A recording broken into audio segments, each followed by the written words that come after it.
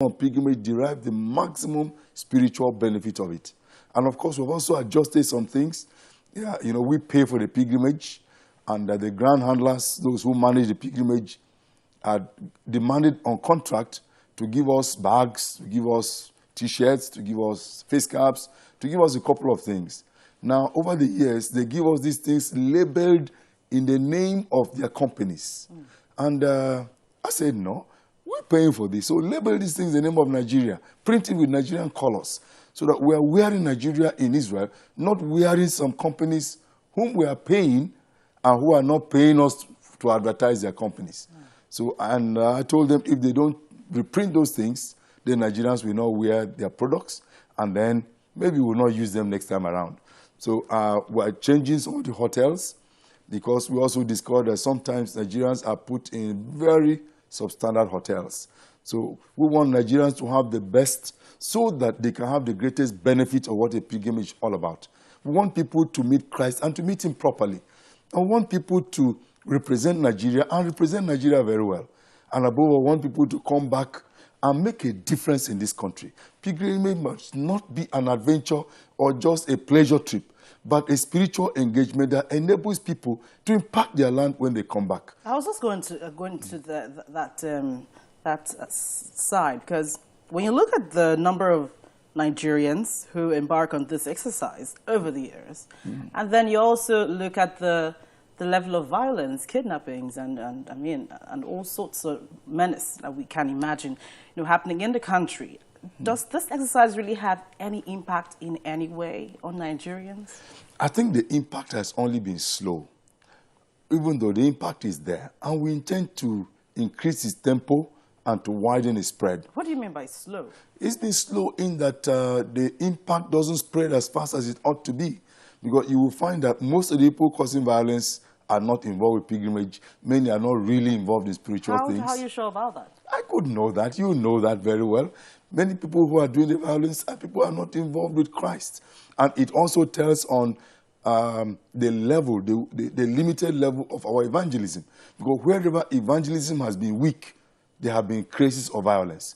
Anywhere that the church has been weak in its impact, you find violence. But anywhere that the church has been strong in its impact, it deals with those elements of poor values, violence, and marital breakdowns and all that. But we find churches in the Niger Delta. We find churches even here, even in the West. We find churches everywhere. Yeah. And many people from these churches go on this exercise. Why are we not feeling that impact? You will be surprised that the Niger Delta is one of the least evangelized areas in this country. Just like Borno State as one of the far north, as one of the least evangelized areas in this country. You have facts on that? I have all the facts. I'm a missionary by calling and by operation and by work. So I have the statistics of this country.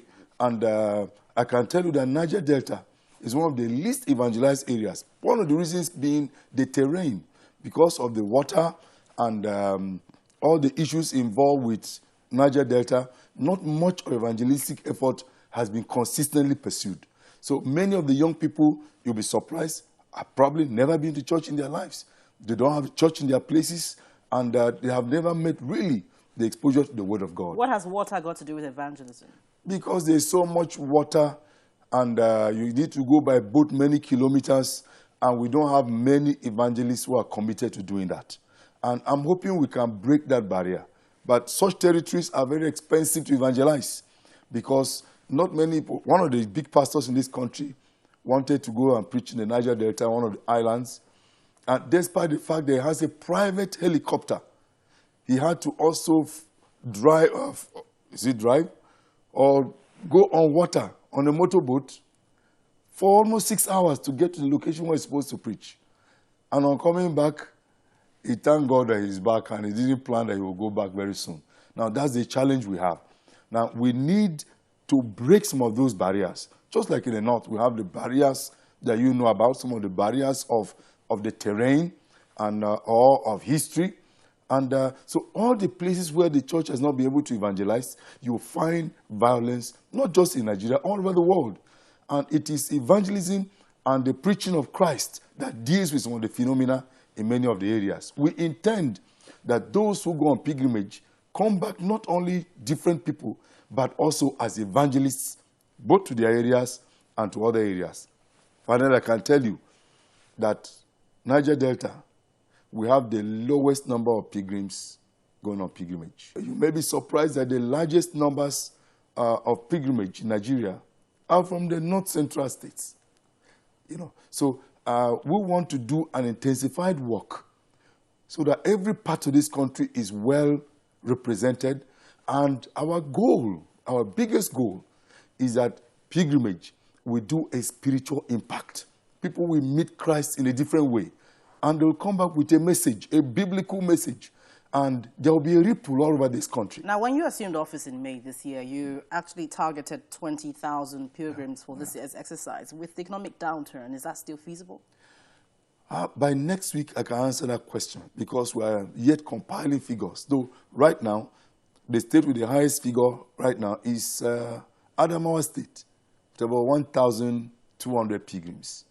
And many of the other territories, some who even paid money, are asking that their trip be shifted to another time because of the economic challenges. So I know that may affect us a bit, but we will know our total figures by next week. Now, what about the exercise? You plan to reduce the cost of anything at all? Yes. One of the first things I embarked upon was cost reduction. In my meetings with the ground handlers, I tried to see how we can reduce the price of the management of pilgrims in Israel.